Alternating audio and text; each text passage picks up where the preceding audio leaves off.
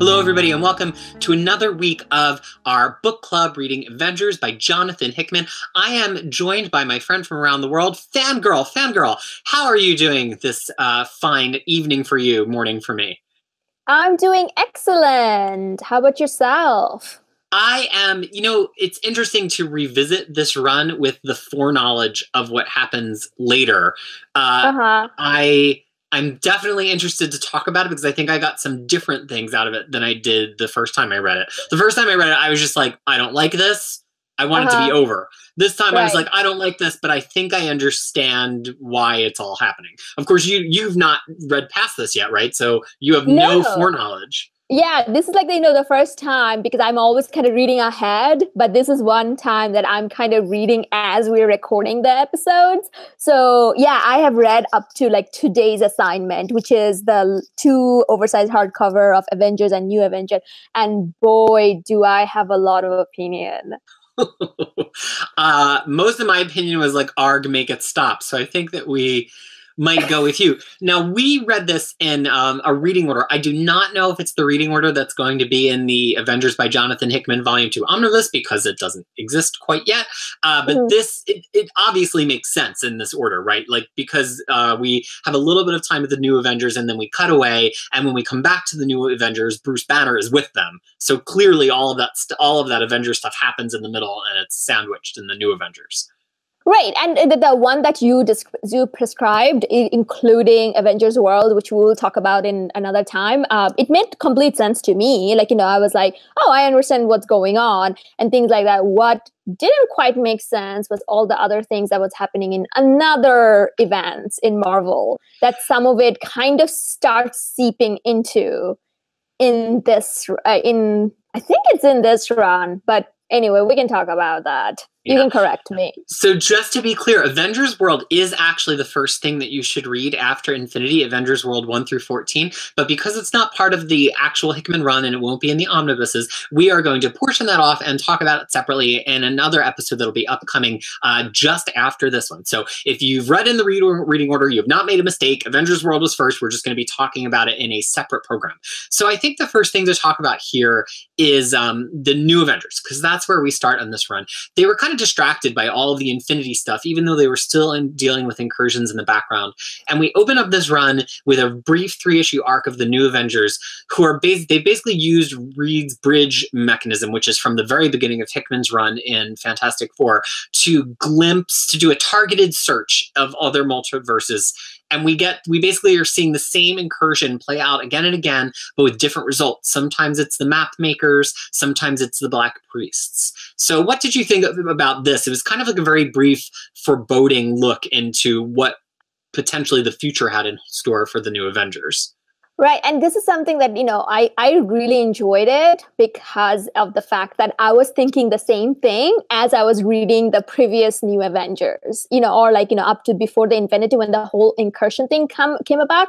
I actually was curious to say, okay, so what's the other worlds are happening? Because Black Swan alludes to that a lot of time because, she talks about like, oh, your version of this did this many, many times or blah, blah, blah. So I was kind of interested into knowing what goes on. But, it was fairly interesting. Like, it's like they were just being a voyeur and kind of not helping, just kind of looking at it. So it adds a little bit to their villainy, and I'm gonna reserve all my anger for later time. Spoiler alert! I'm gonna be angry. I'm gonna be hulking out here. Well, I think what's interesting to me about it is the math of it. Like, we in the multiverse, you would expect that we're going to encounter a lot of these kind of rogue groups like our Avengers that are staving off incursions. But if you think about it, that only happened because they ran into the Black Swan at the incursion point at the beginning of their series, and she was in the process of blowing up the other Earth. So most Earths only get 8 hours of notice of the incursions happening, and that's probably not enough even for most Earths that have some major superheroes. And so it's actually not surprising that most Earths that actually get to an incursion that doesn't involve Black Priests or map makers just blow up because there's no time to avoid the fate. So what's interesting in these 2 issues is we get a parallel story to the point that the entire script is the same, but it's on 2 different Earths with 2 different outcomes. So the first one is the Black Priests, What did you make of the Black Priests, who seem to be like a third unaffiliated sanction who does not like the Black Swans? So are these the one that she was running away from? That in the for previous runs that she was talking about? Oh, you don't know what's coming for you. Yeah, I think that the Black Priests are who had killed our family, because we see them trying to get into that interdimensional library space, and they can't, and neither can Reed's machine see into the library. Yeah. Right. So yeah, I mean, it's one of those things, and like, oh, this is gonna be interesting. So it's kind of like, like same as the previous one when the builders and map makers and they started coming up. So it was just like I'm more interested in knowing what's going on, but I don't think there was enough of them to make a judgment for me. At this point, I was starting to feel like the run, it was just so splintered. Like Infinity was kind of hard to follow. I don't say that as like, oh, reading is hard, but like there were three different fronts in the Infinity War to follow. Voice. And now we've like gotten through that, and now we're finding out that even in these incursions there's all these different fronts, and I'm like, I start to get a little bit confused, like, how do the priests feel about the map makers, and what are the map makers' relation to the builders? Like, I thought I really had it all set, but and I'm doing better this time because I know the outcome, but it definitely just feels like a lot of cooks in the multiversal kitchen right now in New Avengers. Yeah, and absolutely. And that gets bigger and bigger as we continue. But the thing is, like, I really wanted to wiki some of these things, but I'm kind of scared to do that because I don't want to know. So in that reason, I'm kind of like, I guess I'm going to find out. I think that's one of the things I will give this round, though, because Hickman always does this end thing, like a discussion between two characters where he kind of wraps it up and you kind of get the idea. So to me, I'm like, okay, I'm just going to chalk it up for the time being as something that I need to revisit later time. Yeah. So, not a lot of profound thoughts on Black Priests. But so what we find in this run is, as I said about the math, even if a world has an Illuminati, even if they've been successful a number of times, eventually the math is such that they're going to hit up against Black Priests or map makers, and they're going to fail. Or at least that's what we think. Later in the next New Avengers run, we're going to see more about what happens in the eventuality that an Illuminati does not fail against map makers or Black Priests. I want to say one word about the art here. So New Avengers has had a pretty amazing art pedigree so far. This has Simone Bianchi, who's an amazing artist. He does a lot of pencil work and ink washes that really has a liquid quality to it, but I do not think he comes off very well here. Everything kind of just looks like it's melting. Like it has a very weird, unpleasant quality to it. And I really like him, but I did not enjoy the art in this first few issues of New Avengers. Right. And the thing is, like, I was blaming you the whole time because I'm like, it's Peter's fault that now I'm noticing that the art quality has dipped. In any other time, I would never have noticed that because I'll be like, whatever. But now I'm like, why is everything so dark? Like, everything is darker, and as you said, like, things are melting, and I'm like, ugh. Well, he has a reputation for his art looking kind of dark, which is, I think, because he does an ink wash to do gray tones before the colors, and the colors he's working with here, I forget the name of it, but is incredible. But because it's ink wash, like, the tones just have so much texture and darkness to them that I think he's an artist that almost looks better digitally because you can, like, amp up the brightness. I don't know that he always looks as great as he can on the printed page, but I first met him, I think, in Astonishing X-Men by Warren Ellis's first arc, and people were torn on him at that point too. He's also done some Wolverine stuff. I've liked a lot of him, but I think much like Chris Bacalo, he's an artist that just does so much on every page that he looks better oversized, and you got to read it oversized, but I think he looks best digital when you can really like have it be ultimately bright and zoom in as much as you would possibly want to. Right, but the thing is that I think I was more taken by the fact that the characters look a little different. Yeah, they were a little different than the model. Like, they looked very evil. Like, I agree. His work has like a sinister quality to it. Like, like especially Doctor Strange, I was like, like, they all looked evil, and I don't know if, well. Maybe it actually worked because it's like I do not like Illuminatis. So I was like, they look evil. They are all evil. So yeah, there's like there's this kind of strange quality to them. Well, now we're going to switch back into the Avengers. And before we read any more new Avengers, we have to read this whole chunk of Avengers, which constitutes their return from Infinity with the Rogue Planet one-shot and then some time-traveling Avengers. And then ultimately what was a tie-in, actually, to Original Sins, although it didn't really have anything to do with the plot of Original Sins as Cap rockets through time. So what did you think about this one-issue Rogue Planet story that brings us back to the Avengers in number 24? So yeah, that's one of the things though, because I read like the Avengers World right before this, so I felt a little lost. Like I was like, wait, what's going on? So is it happening right after that? And I wasn't quite sure about what was happening. Like later on, until the very end, then I realized, okay, how this is all connected. Like, you know, the whole time traveling thing, and especially Cap's time traveling. But when I was reading that issue, I was like, huh, what's happening? So you have to enlighten me on this. Well, you know, I think what part of it is interesting is that Avengers World, to me, felt like it probably could have been 3 different arcs that had been broken up. And we'll talk about this more in that episode. But because they all happen simultaneously, you kind of have to decide where to fit them. And they probably don't fit. Like, so much happens so quickly between the second half of this, where Bruce Banner kind of figures out what's been going on with the Illuminati, and then in the third part of this, where Cap figures out what's been going on with the Illuminati, that you can't really fit all the Avengers World stuff into that, because it heavily features Bruce Banner and Cap. And so it's got to either happen right before this Rogue Planet thing or right after this Rogue Planet thing. And Rogue Planet, I think, is it's part. This whole thing is a mega arc, because we see at the end of these issues how the Rogue Planet stuff is set into motion. But it was also meant to allay the concerns that readers were having of like, this Hickman Avengers thing is too big. There's too many factions. I can't really follow it. So he tried to write this like tale that was as big in scope as his whole run, but it's just one issue. And, you know, there's a planet. It's a lot like the Incursions, right? The planet's coming to Earth. They're going to crash into each other. They have to avert it. And so it's kind of like a little allegory for like, oh, wow, look, the Avengers can fix this.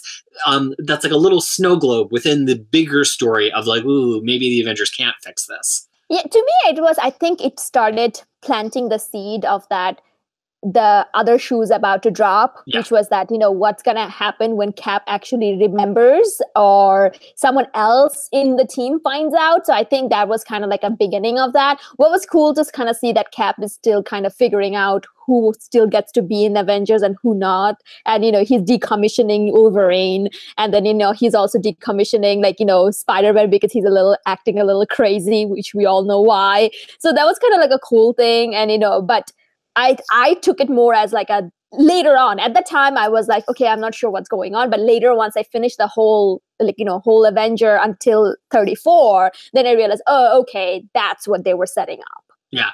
You know, I'm a bureaucracy junkie. Like, I could probably just read whole issues of them like arguing over who should be on what Avengers squad.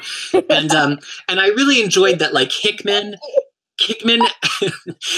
kind of like fix it. He's like, okay, I was wrong. I shouldn't have used them. Marvel probably made me use them, or taking them off the team. Like, it almost seemed like meta commentary. And also like Cap's like, oh, but now our diagram's all messed up. And Tony's like, it was never just about the diagram.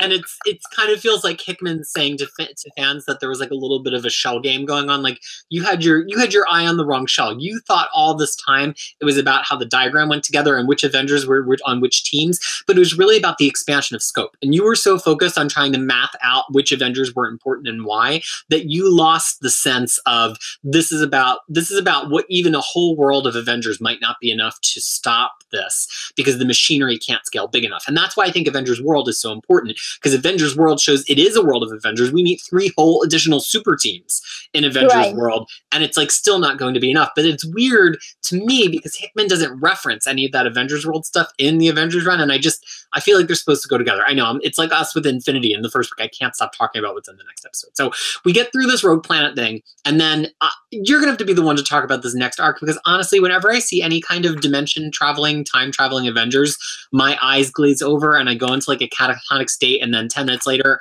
all I'm left with is an entry in my spreadsheet that says 0 stars about the comic book, which is funny because I love comic books so much, but I just hate dimension stories, which kind of gives me a special chip on my shoulder when it comes to this Hickman incursion thing. I was rooting for all the other universes to be destroyed because I was like, yes, finally, no more alternate dimensions.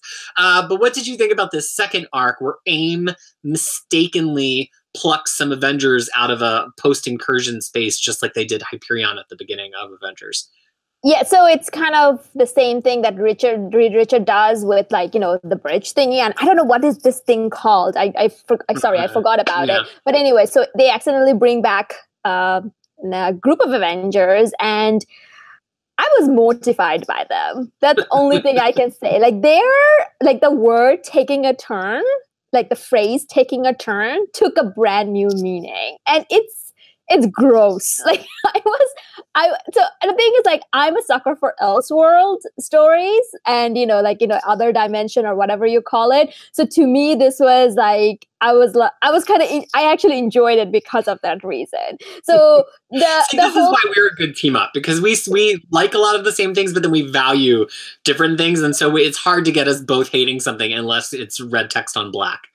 Oh my god, I can't. Don't even remind me of that. But the thing is, like, so in this, what happened is, like, they just bring Maria Hill. She's now the head of, she's the director of S.H.I.E.L.D., and she was called out because they find a giant man, dead Ant-Man. And then she's like, yeah, that's that's dead superhero Avengers I got on my hand.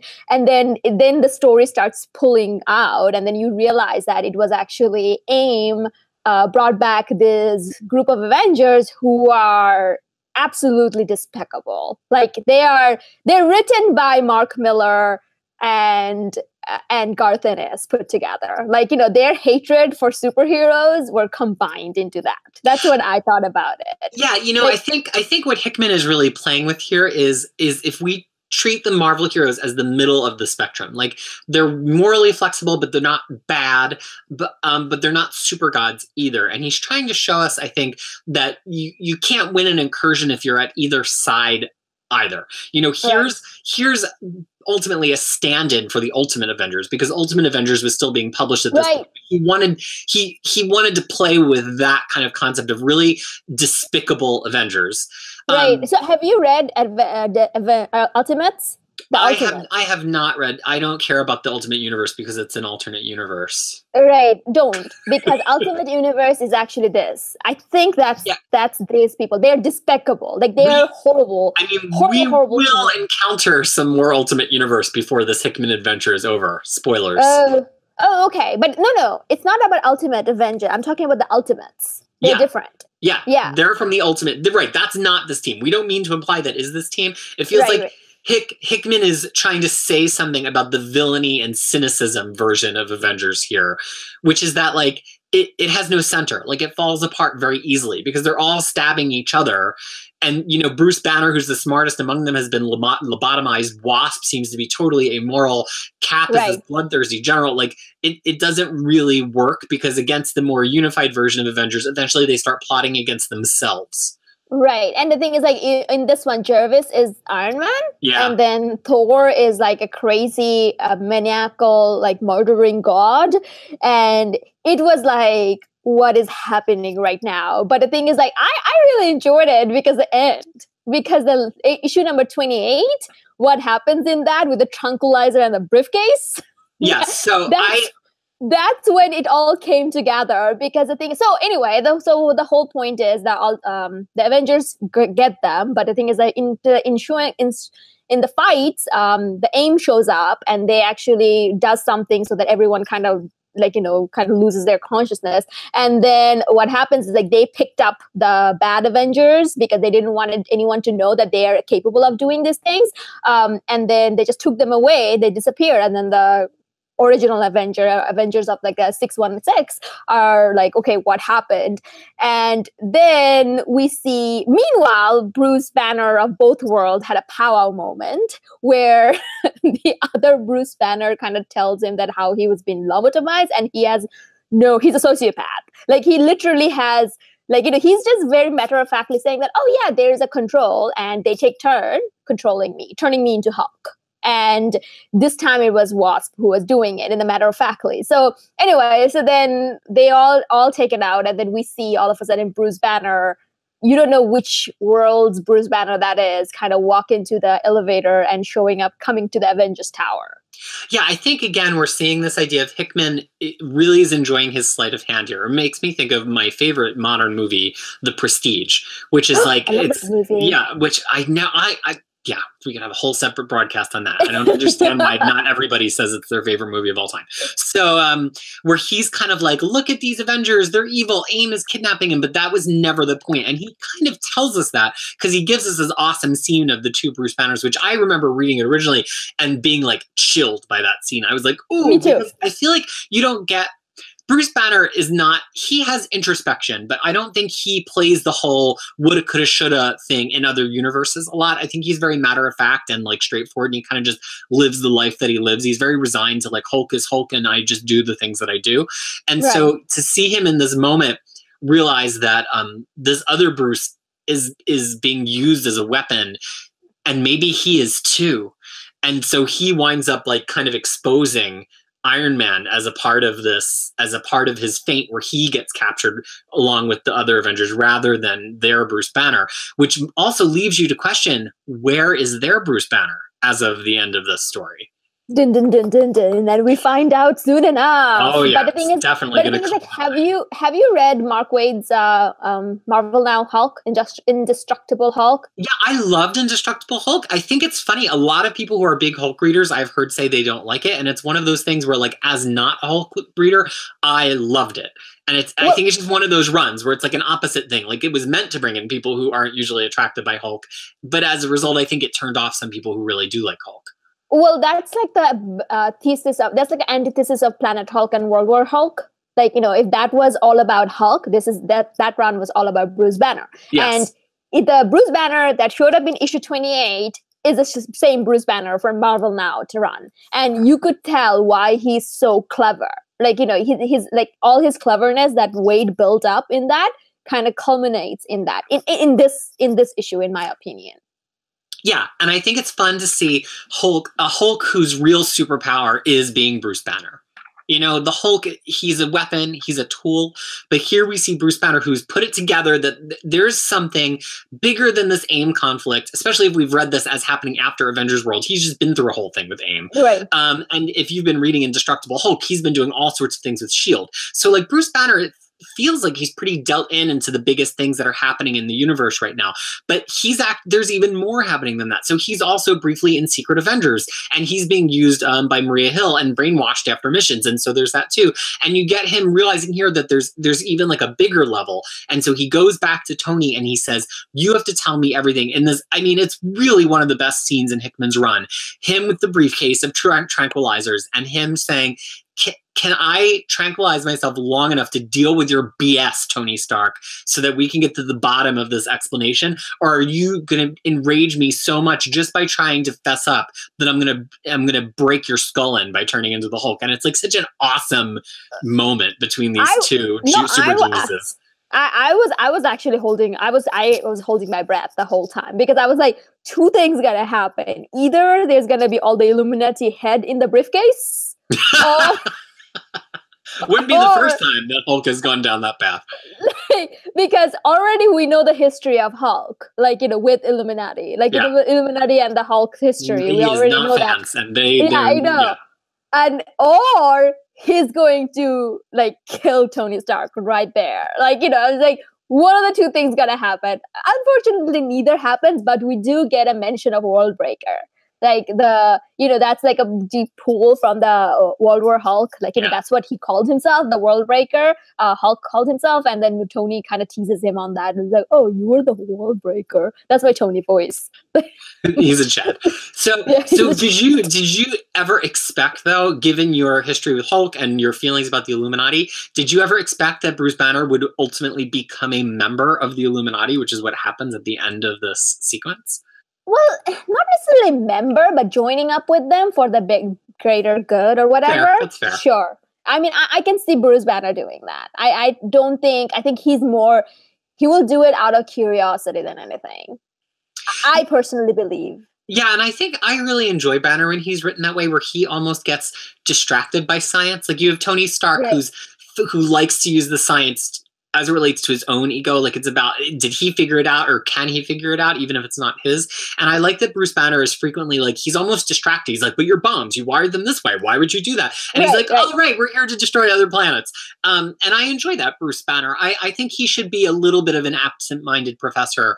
I think that's even an incredibly smart absent-minded professor, but I think that's who he is. Right, and the thing is, like, we can talk about it in the Avengers World issue. There was like one scene where it's like, about this thing, it's like Banner, and then there's like, because the bad guy said something about a science thing, and he got distracted, and they had to yell at him. It's like, Banner, come back, and then then he's like, oh yes, this issue and mission at hand. So yeah, I can see him doing that. That he can put and I don't know. I haven't read ahead, but part of me kind of was thinking that, whether is he doing that on Cap's order? But maybe that's not the case. Well, so now let's talk about the back half of this run, which was run under the original Sin banner, has absolutely nothing to do with the original Sin's event. Cap, except for anything to do with the original Sin. Well, it was. Well, you have to wonder like how it is that Cap gets his memories back. Like we've seen them coming back to him, kind of waves of a dream ever since the beginning. But if we were to read this as original Sin is not the kind of event that happens all in a second, because it's like a murder mystery and it unfolds for a while. And you can tell that we're not at the end because Thor still has his hammer. And if we were at the end of original Sin, Thor wouldn't have a hammer. So that's how I always am like saying like, okay, where are we in the Marvel universe? So I think this maybe is meant to be happening early in the original Sin, and maybe the unsaid implication is that maybe what's finally like broken down the rest of the dam and Cap's brain has been this big reveal of Watcher's secrets, but it doesn't really matter as you're reading this. It's just one of those little Easter eggy things if you've been reading all of Marvel now at the same time that you would get. But regardless, Cap basically says like he's going to break down Tony's door, and he brings some of the biggest, toughest Avengers with him to do it. If they had not been interrupted by the time gem, what was going to happen there between Cap and Tony? Cap is gonna beat up Tony's ass. Something that I've been wanting for a very long time. Someone needs to do it. but the thing is, like, I really enjoyed the time. I'm sorry, I don't hate Tony, but the thing is that he's like, the door was unlocked because they just like completely come like Thor or Hyperion. One of them just like blown the door open, and it's like the door was unlocked. Because Tony's always got to like upstage a little bit. He can never. Nobody's big entrance can be big enough. He's got to like take the momentum out. He's like, well, you could have just walked in. Like he's just like, well, the door was unlocked. Like But the thing is, like, I don't know. Like I don't know much about Tony Stark beyond all the events. I haven't read any of his runs. Do you think Tony is the kind of person who wouldn't have a backup plan that in case Cap gets his memory back, or he is not very Batman-like that way? Oh, he absolutely is Batman-like in that way. I think the thing with Tony, though, is his hubris sometimes gets in the way of that. And like he assumes that sometimes the force of his personality or something he invented is going to be kind of the be-all and end-all. I don't know. I think Tony's fix for this was that he was like, I'm going to build this Avengers world with Cap. And when Cap finally has to understand about the incursions, he'll understand that I gave him this gift of making the Avengers the biggest that they've ever been. But the world has been so large. And even though Cap will have a personal hatred for me, he'll understand that I actually entrusted him with the mechanism to try to defeat this if I fail, because that's how much he's a brother to me, which is, I think, how I can personally absolve Tony Stark from being a party to the brainwashing of Cap. I don't know if I could absolve the other characters. I don't know if I could absolve Doctor Strange or Mr. Fantastic, especially. But I think I can forgive Tony Stark because I think his backup plan is like, but I'm giving Cap something that only we could do together. But he doesn't anticipate that Cap still would blame him for that. Cap still feels like we shouldn't have needed to go this big on the Avengers. We should have worked together. Like brothers are family, and we would have handled this together. You wouldn't have just tried to solve it for me. Right. But the thing is, like, that's kind of waiting for another person to understand your viewpoint. But I don't think that's very intelligent. like because the thing is that you wouldn't want to like, oh, okay, what if Cap did it, and what happened? Cap didn't. He didn't understand it. He didn't see it his way. So well, it's like, because Tony Stark assumes everybody's going to come around to his way of thinking eventually. That's like one of his great superpowers. He just always assumes everybody will eventually agree with him. That's the Tony Stark way. Right. But anyway, so then the time gem kind of shows up. And we go on a time journey. Peter's favorite stuff. What is it? Time journey and dimension. Peter, they can't see you, by the way. You're not being recorded. You have to make sound. I'm just like retreating. Maria's just going to talk to my shelf of Avengers and X-Men. And my favorite movie is Clue, and there's this scene with Madeline Kahn in the ending where she goes, I hated her so much that flames on the side of my face heaving breaths, and she's like, she can't even express how much she hates this thing. And that is how I felt when I read this arc. Here's the thing, though. So I've now talked about my two favorite movies, Clue and The Prestige. Here's the thing, though. Lionel Francis Yu's art is stunning in this arc. Stunning. Right. Nobody does tech better than him. Nobody does futurism better than him. And he sometimes, I feel like when he's like being rushed by Marvel, which is always because Marvel wants him in their biggest events, his art, like the scratchiness of his pencils gets really intense, and it can make it hard to focus on the faces and the details. But here he's so clean, and my way of kind of like biting my lip and getting through this, despite my intense hatred for time travel plots and how stupid this one is that it's beautiful. So I really just read it like a picture book. I read it like Cap's time journey in pictures, because nothing that they say is really well, some of it's important, but none of it was all that fascinating. So I kind of just page through it and smile. So I looked at it as like, if it wasn't its own thing, if it was just a Captain America miniseries, and Which maybe it should have been. It should have been, actually. To be honest, this should have been in Captain America Marvel Now, not in Avengers. Or it should have been like an Original Sins miniseries, and we could have gotten the Avengers World material in this spot. Hickman. Anyway, whatever way you wanna talk about it, we can't talk. Do you want to time travel to past and fix this? Yes. There's so many small fixable things about this Hickman run that make me crazy. Listen, there's a lot of fixable things that's upcoming. But anyway, the thing is, though, it's about Cap going through different intervals because of the time gem is kind of throwing them at a different interval, and they're meeting up with different people. What I really liked about it, and this is something that I always kind of liked about Marvel, their futuristic world. I feel like they're always like 10, 50 years ahead of normal timeline. And I really enjoyed that, though. The fact that especially with Hickman, all credit goes to Hickman, that, you can expand your imagination to like billion years, like million years. And then how humanity kind of improves, or what you call it, evolved or devolved. I kind of enjoy that aspect of it. Whether that's connected to the story, that's another topic. I mean, but I think the actual futurism of this and the way that he imagines an evolved version of Earth is he does an amazing job. If I cared about, if I wasn't looking for an Avengers story here, and as you said, if it was a freestanding miniseries called like Cap versus Time or something, I would probably be into it, because Hickman, first, he kind of extrapolates the easy thing. 50 years later, it's an Avengers world, et cetera, et cetera. But then he pushes us out 500 years, 5,000 years, and like potentially an infinite number of years. And we see some really different worlds. And even though the worlds each have a conceit of like, what if Ultron took over? What if this? What if that? Mm-hmm. Really, it's a lot more than just the conceit, because it's about the level of technology where they are at that given time. Are robots in control of everything, or is humanity even on Earth anymore? And that actually is kind of the more fascinating part of this.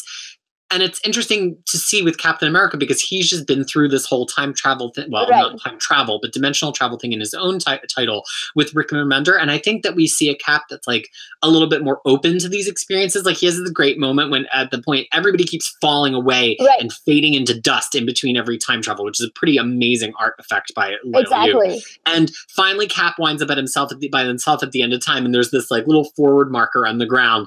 And he goes, well, I guess it's time to start walking. Like, he's just so much more accepting of this kind of thing, I think, than he would have been prior to not only the Remender run, but prior to the whole being assassinated by Red Skull, being stuck in time thing that happened to him in Death of Cap. And it's kind of fun. It's fun to see this Cap who can go to war intergalactically and then travel by himself through time and is just like capable of everything. And he is known as the man out of time. So the thing is like the Wade's run, which is like man out of time, that when Cap goes back to the past. Yeah. And to me, this was kind of like a counter of that. Like Cap goes back into the future. Cap goes to the future. And the fact that he's among everyone, he's like the last person you would expect him to be accepting of this, but he is the one who's accepting of this. Like, you know, he's like, I've seen it all, you young whippersnappers, I've seen it all. So, and I like that though, because the thing is like, he is always, like, you know, he himself said, like, I'm so tired of you people telling me that I don't understand. Like, I'm tired of that. So the fact that he is, that kind of adds to his charisma a little bit to me. But then again, I'm a huge, I don't know if I told you that before, but I really love Captain America. I don't know if I said that before. You know, it comes up from time to time. Really? Right? Okay. Here's the thing that I'll try to up it. Oh boy. Next time we're going to come back like how Omnidog starts with the omnibus mask. I'm just waiting for you to like have the Captain America helmet on at the beginning of it. Oh my God, yes. The thing that I got from this time reading it that I don't think I got from the first time is when we reach the far-flung infinite future, and it's Cap and the three incarnations of Kang. Kang is Iron Lad, Kang is whatever his middle guy is, and then Kang is Kang. And they basically say, we're trying something different this time because the last time we tried this, because they have kind of infinite future to sit and wait. The last time we tried this, we made the wrong decision. So we're trying this again in a different way. And it kind of opened me up to like the Groundhog's Day quality of this Hickman run of like, I often think about this. This is going to be a little bit of a digression, but I swear it has a point. So I'm a musician and I have performed on stage, but I've never been the kind of person who performs in a way where you have to reproduce the exact same thing every single time. Like I marvel at people that are like in orchestras that are out there playing, you know, like Rachmaninoff or something, that have to play these super complex, or pianists, concert pianists, because that's not the kind of performer I am. I'm a rock star. I make mistakes. I'm sloppy, you know, like that's just part of what performance is to me. And so when I watch an action movie, like a Mission Impossible or something, I kind of marvel at like, are we watching the one person who gets it right every single time? Like they're a professional clarinetist and they're always on point, you know, Tom Cruise as the hero that never makes a mistake. Or are we seeing just the person who survived? Like, is it kind of like the winners write the history? And maybe there were like 100 people trying to solve this problem or defuse this bomb or thwart these terrorists, but 99 of them failed, or they failed after their third try at this kind of thing, or their fourth try. And the Tom Cruise character is the one who's been lucky enough to make it through all of them. And so that's why we're watching a movie about Tom Cruise. And it's kind of like, you can decide for yourself. Are you watching somebody who's the concert clarinetist of anti-terrorism, or are you watching just that one lucky guy who managed not to get killed yet? And I think to put a fine point on it, you can watch Edge of Tomorrow, a Tom Cruise movie, where it's kind of both, which is a movie that we love in this house. But so in reading this run with Cap, I really was forced to ask myself, you know, we've been thinking all this time that, by gosh, our Earth is surviving these incursions, but because we're good enough and we're smart enough and we deserve it. But maybe we're not. Maybe it's kind of a Groundhog's Day thing, and we've been, every time there's an incursion, we've been watching an Earth that fails, and that Earth blows up, and then we switch the channel to an Earth that happened to randomly make it through that incursion with a similar set of heroes to us, because really it is all about luck. And you have the Kang saying like, no, we mathed it out, we're going to fix it, we're going to keep Cap here. And Cap is like, ultimately you make your own luck. I've got to just go back and do the thing. And he goes back and he's like, I'm just going to try to make it through. Because Cap's theory on this whole thing is that nobody's perfect and you can't do every performance perfectly, but all you can do is try. And so it kind of like makes me, it's kind of like the difference between Tony Stark, who wants to solve everything and get every variable right and be perfect, and Cap, who's like, you got to just hope that you're the lucky one that survives. And I really kind of drilled that home for me, and it made me realize that how big this run really is and how many points of failure there have been, and that ultimately it's like a choose your own adventure story where any given point of incursion, any given point of infinity, this run could have just ended because the Avengers could have easily just died. Sorry, there's my digression. What did you think about that? So I looked at it. So going back to your like couple of points from what I understood from you is that we have actually seen that though, that the one you're talking about, that the Earth being lucky, because that's something that was pointed out in the New Avengers, because they had 8 incursion that they didn't have to do anything, and because the activity of others, this Earth kind of survived. Right, it's kind of just dumb luck. Like we got an easy draw in the Exploding Earth tournament. Right. And the thing is that you also have to understand the difference between Iron Man, like Tony Stark, and Steve Rogers. Steve Rogers is a soldier, and a soldier knows you're not going to survive all the time, because they have a complete different. And then Tony Stark, on the other hand, he's a scientist. He's an engineer who will try again and again until he gets it right. So they both have different, completely different understanding of it. I think what Cap was kind of coming from, he is very rigid in his thing that we are not going to kill billions of people or whatever, the other Earth, in order for us to survive. Like, who gave us that? Like, we are not the gods. That's what he was coming from. But I also actually took it as more of a meta commentary and the comic book industry, or the Marvel as general. Like, it was like more like, oh, okay, we tried different things. Now we're going to try this as if like a tongue-in-cheek meta commentary. I don't know. Like, I was kind of looking at it more in that way. But to me, what really annoyed me though, the answer was given to him in his first time jump. Like, the old man Hawkeye gave him the answer. I was hoping that comes in this one, that the whole reason that he had to go all the way was because of that. But the thing is, like, he already made up his mind, it seemed like. Yeah, it kind of like, it was a little bit of a spoiler for the story, in that it doesn't feel as satisfying, because it feels like he already had the solution the whole time, and he was just waiting to be like, no, through all of these time jumps. Right. And the thing is, like, the whole idea was that just take out the option, which means that take out Tony Stark. Yeah. That was something. But one thing I really liked, though, I forgot to mention it, Groot shows up at one point. I really like that. I like those moments of Hickman remembering that he's fun and that he has a sense of humor. Like, sometimes these Avengers issues get so dry that I really appreciate when Hickman has those moments of levity. Right. It was pretty much like Franklin Richard, who came travel from the past to the future at the same point that he knows that Cap was gonna land. And you see this like tree, like he's in this floating island kind of thing, and there's a tree in the middle. Onto what is that? Yeah. That movie with Hugh Jackman and Rachel Weisz by what is it called? The Fountain. With the eternal tree floating through space. I don't know why I'm like a film buff today. This is not my normal. Oh, okay. I didn't know about that. But anyway, so the thing is, like, then there's like some power of philosophical blah-di-da-di-da, which I kind of moved over. But then in the end, Franklin Richard asks to no one. There's like, do you think he understood what I am trying to tell him? And then the tree goes, I am Groot. And then Franklin Richards like, yeah, I hope so too. And I thought that was a very fun moment. But it's also one of those moments that made me remember, like, Hickman is still backdoor writing his Fantastic Four run. Like, all of the big points of this Avengers run are just parts of his Fantastic Four run. We have the future Franklin Richards, who's a huge part of his Fantastic Four run. We're starting to see some Doctor Doom come into things soon. He's a huge part of his run. And ultimately, Secret Wars turns out to be the ending of Fantastic Four as much as it turns out to be the ending of Avengers. I want to latch on to something you said there, though, that Captain America says, but we're not gods. That's like, his thesis. He's like, we've got to just go and be human beings. We don't have the power over life and death. But now we get to switch back to New Avengers. And New Avengers is, oh my God. Oh, this is when it gets really interesting. So the New Avengers are like, we do have the power of gods, but they're not gods, they're kings. And it's a different thing. And kings think they have the power over life and death because they're required to act that way to preserve their country, but they're not real gods.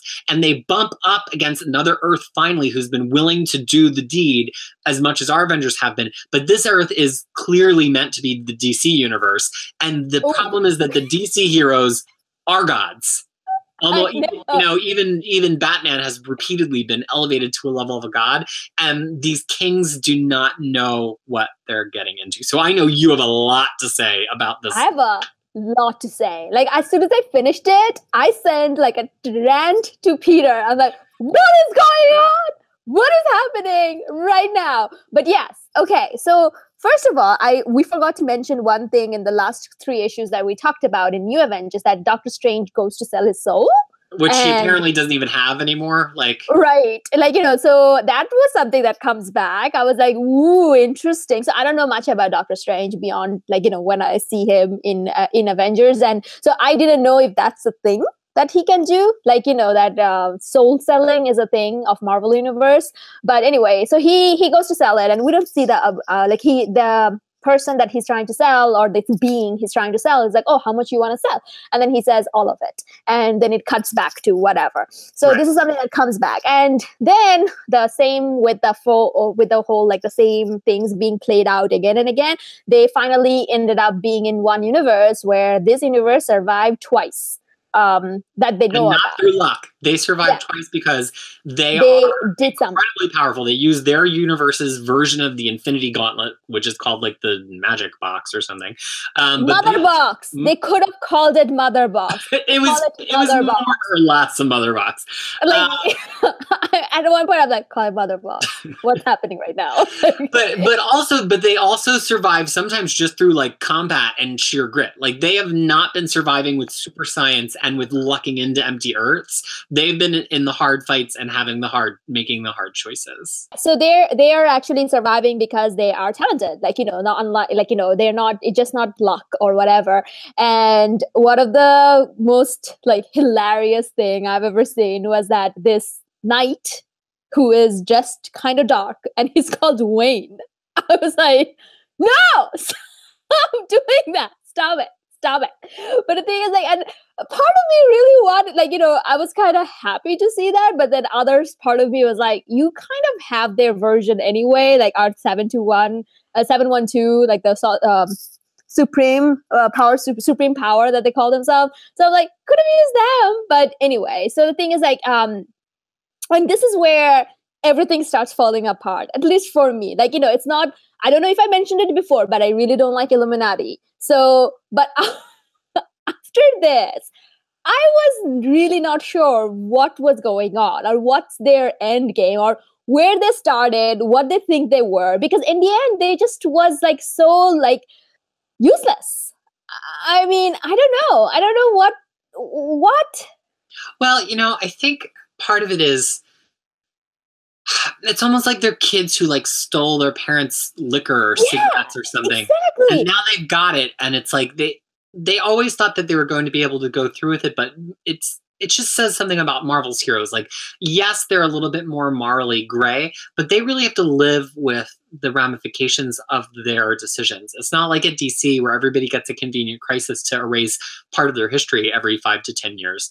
And it's we've had these Marvel heroes saying that they're going to go through with it, and they meet these DC heroes, which it's such a tense situation. They're in the middle of the incursion zone, and they're trying to have a conversation about some kind of truth, because the Marvel heroes are good people ultimately, except for maybe Namor, who we love now. We do. And the Justice League analog heroes are why are we even having this conversation? Say what you're going to say. You're willing to blow us up. But it's it kind of, yeah, and they would blow the Marvel heroes up too and not even have this discussion, because in DC you just do the thing, and if they don't like it later they erase it from your continuity, which is I don't know, there's layers and layers of commentary about the comic industry from Hickman in this that I'm appreciating more in my reread. And it's kind of funny because, well, we'll get there, but Secret Wars is a very DC sort of phenomena ultimately, and it's interesting that that Hickman is given permission to effectively finally break the Marvel Universe in a way that it's never been broken before. And in the process of doing that, he's comparing them to DC, knowing that that's where he's going to be taking it ultimately. And the thing is, there are actually some really interesting moments, because especially the one where T'Challa and Namor started laughing their head off.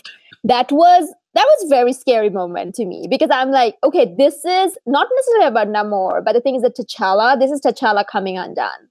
This is because we have read, even for our book club, we read the Priest run, we read Tanahashi Coates run, which kind of comes afterwards, we know. But the thing is that it's he is always very put together and always very in control. But even he has a moment where he's kind of laughing his head off because Namor said, oh, maybe we'll get through this. And then they just started laughing their head off. Right, because that's a convenient lie.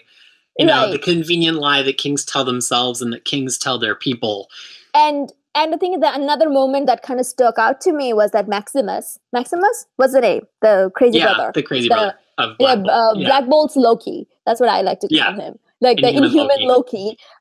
He was telling Black Swan is that, oh, you thought that you were dealing with humans, but you forgot you were dealing with heroes, but you forgot they're kings. Yeah, and that was to me like Hickman just coming right out and saying the thesis statement of his run on the page. Like, right. I tend to think that Maximus is the voice of Hickman a lot of the time.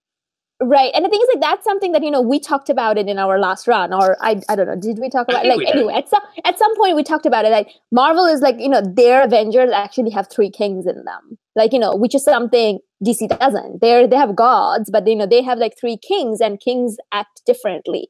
So there is that aspect of it. And then there's also like T'Challa going back to meet all his ancestors and kind of have a moment of like, oh, what do you want me to do? What should I do? Blah, blah, blah. And then one of the more like, punch in the gut kind of moment where it's like T'Chaka asks him, why is Namor still alive? And, that kind of comes into play later on. So, yeah, so there's like this little quiet moments in the backdrop of like, this other world trying to save themselves or trying to kind of go through an incursion and things like that until we come to the final battle scene where they all meet up. The incursion happened, they all meet up and trying to kind of negotiate what to do.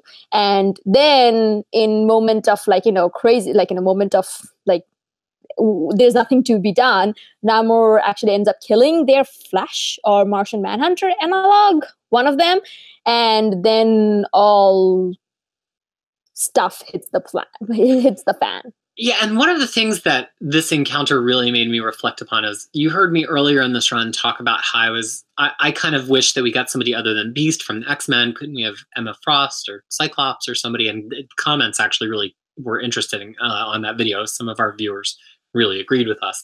And I thought it was interesting here because like this is why.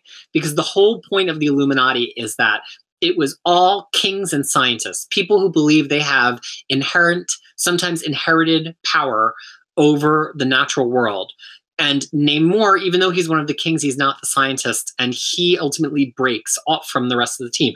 All of these other remaining people are super geniuses. Even Strange, who's not a traditional super genius, is the scientist of magic. And he's also a doctor, And Namor sticks out like an odd thumb from this group. And he would almost be more at home as a DC hero, like he compared to this team. And he's fighting these DC heroes, and he does the one thing that the Avengers are not willing to do, which is not only kill, but he's willing to press the detonator button, as we've seen in a previous incursion. Like Namor just doesn't have these quandaries. He's like, my morality, my conscience will absolve itself or not, but you've got to do the thing that you've got to do in the moment, rather than consider your future regret in the now.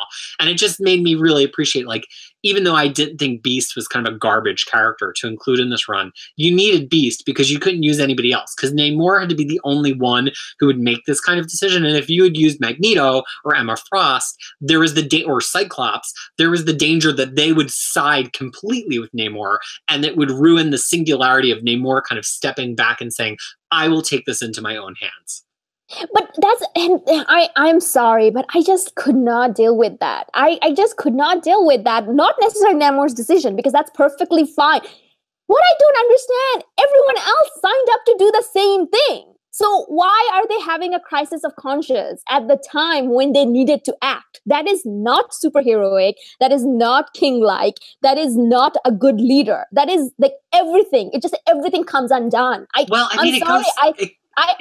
never going to I'm never going to Reed Richards ever in my life. I'm never going to Tony Stark. He's unlikable.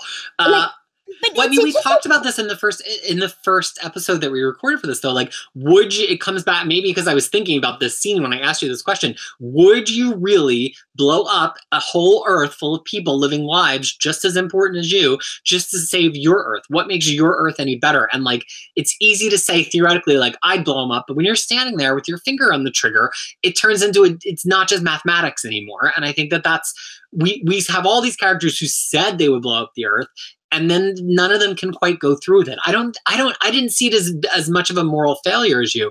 I think they were faced with a team that were obviously their betters, not only in strength but in morality, and they're like, we're the losers. Maybe our Earth does deserve to be the Earth that's blown up.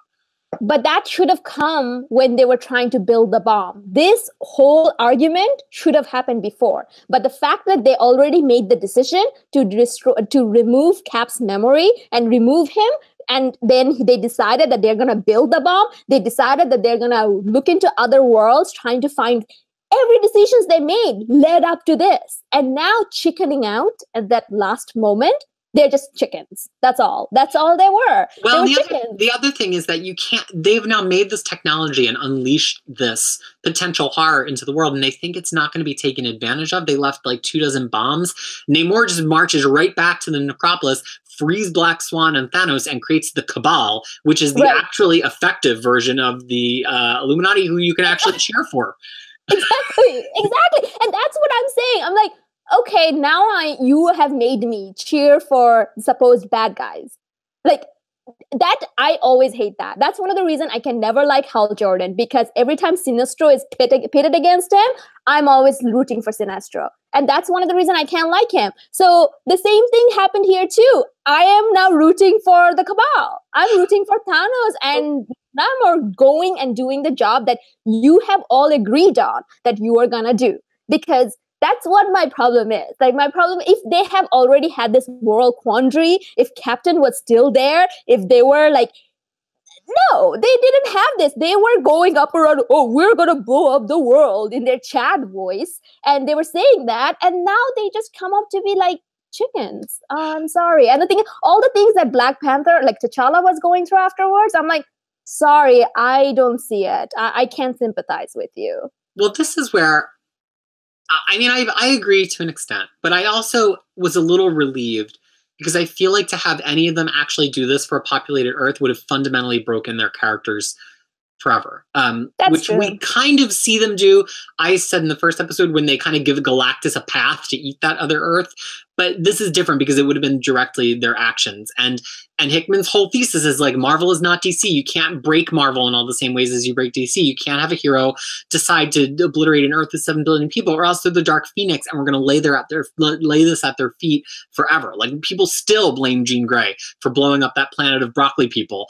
But so why would we let any of these characters get away with it? But this particular encounter made me think, and this is going to play out in a way later in the run, what would happen if they got to an incursion point and it was just them? What if it was just a mirror held up, you know? What if they arrived at the incursion point and it was the exact opposite of them on the other side, and they're like, we have a bomb, and the other side said they had a bomb, and they say, we want to fix things, and the other side says, well, we want to fix things too.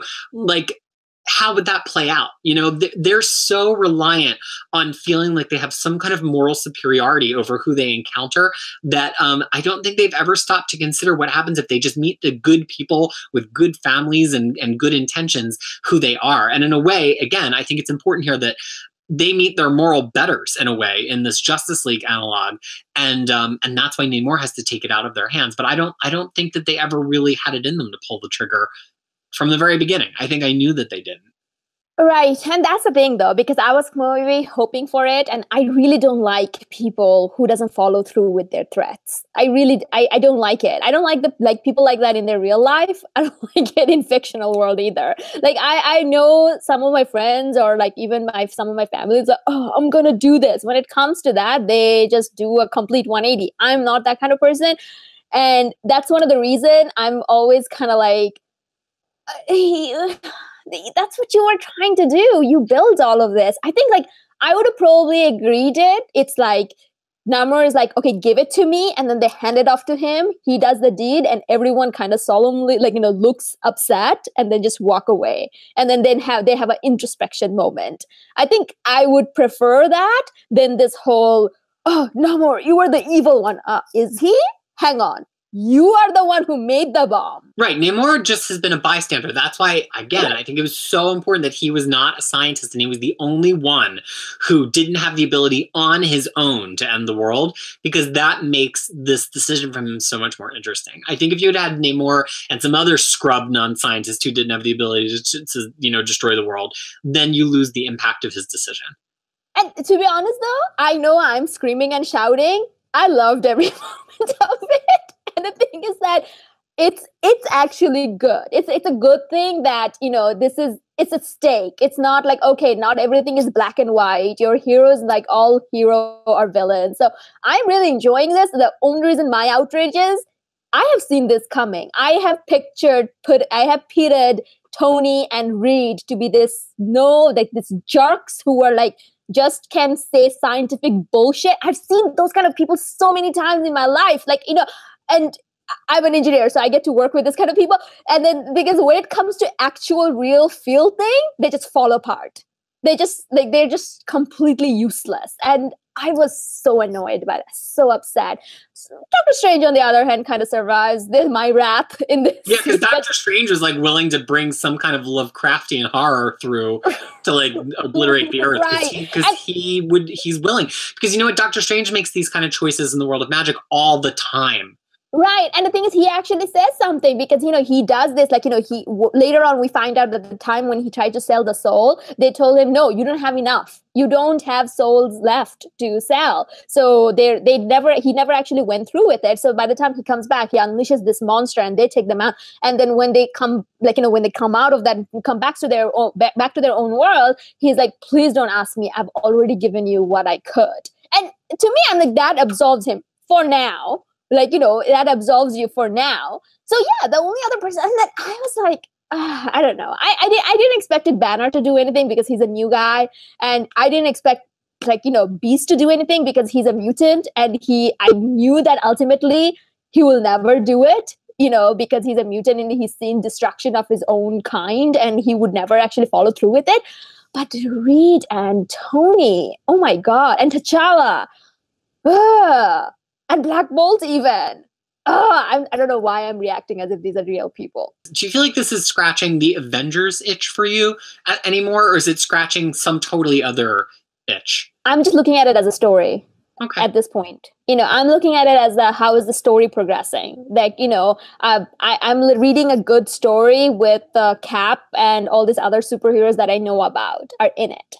But yeah, if you look at it that way, in that case, this is no longer an Avengers book. Well, it's going to turn back into an Avengers book, and we're going to get into that next week with Time Runs Out, which is in one big oversized hardcover, or it actually came in a series of 4 premiere-sized hardcovers and trade paperbacks, which had the story threaded. So if you've got the collections, you do not have to worry about shuffling books back and forth the way you have been doing thus far, because it's all in the right order already, no matter what version of the collection you have, even if you have just the normal size hardcover that originally came out. So that's convenient. But if you're reading it digitally, we'll still have the order underneath. But before we get there, we are also going to read Avengers World, and that will be in an episode right after this. We won't even do a costume change. We're just going to be right back with some thoughts on Avengers World. And then next week, we'll see you for Time Runs Out. And the week after that, we will see you for Secret Wars. And then we will have read the entirety of Marvel Now in Avengers. So thank you so much, Fangirl, for this episode where we've, I think, diverged in terms of opinions as much as we have in any book club to date. I know, that's true. But the thing is, we diverged, but then we also converged. Yes. We always do that. We disagree and we agree on the same topic. It's one of the mysteries of the universe. I feel like we almost need a dimension and a time jump to kind of unpack this. Oh, let's not have a time jump or any alternate Avengers travel. So this has been Avengers Book Club. Please join us for more as we examine Avengers World, and Time Runs Out next week. Thank you so much for watching. Bye, everyone.